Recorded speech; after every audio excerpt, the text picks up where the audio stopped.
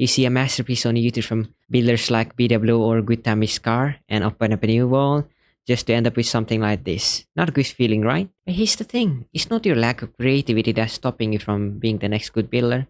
It's because you're falling into some beginner's mistake that kill a build before you even place a single block. And today we are gonna fix those mistakes. The biggest mistake is trying to build from imagination. I'm not trying to say your imagination is awful. It's that even the best builder uses reference. And you need a reference if you want to build something good. Let's try an example here. I try to find the closest reference to this build. And this is the reference.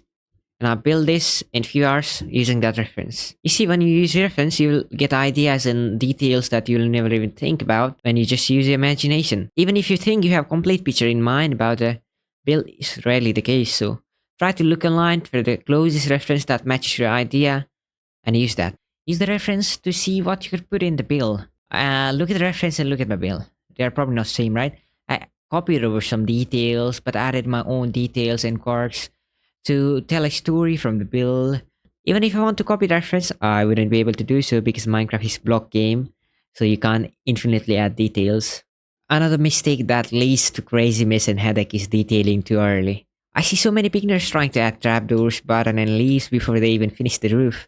That is a recipe for a disaster. You'll end up with build that feel cluttered and just janky. So try to follow the 3 rules.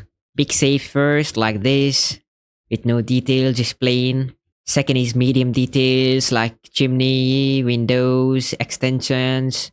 And lastly, then you can add your textures, a little bit of flares, lanterns, and things. Don't add those textures too early, like in the first step or second step. They just lead to crazy mess.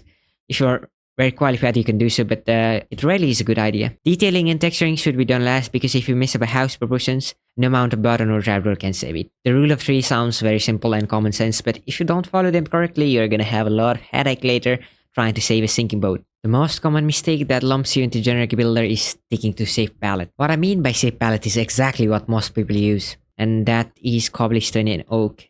I'm not saying they're bad, but they alone will make you look like a beginner. So try some new colors and blocks, scroll through the creative inventory to see what blocks looks close to the ideal build you're trying to make. And speaking of creative inventory, please don't try to wing it in survival world for your first big project. Survival is really the best mode to design a build, so separate creative world is a must. It gives you more wiggle room for mistakes, freedom to be more experimental with new colors. You'll be able to use some new blocks that you'll never be able to find in survival, or it's just hard to get them. If you made it this far, you're clearly serious about getting meta.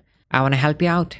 Send me your build you messed up or struggled with in the link below in the description, and I'll try to fix them in my next video and give you some tips as well if I can. At the end of the day, building is supposed to be a fun hobby and not a stress-inducing nightmare. So don't try to compare your day one with someone else's years and years worth of experience. And just don't stop placing blocks and you'll get better. Thanks for watching, and I'll see you in the next one. Bye. Subscribe.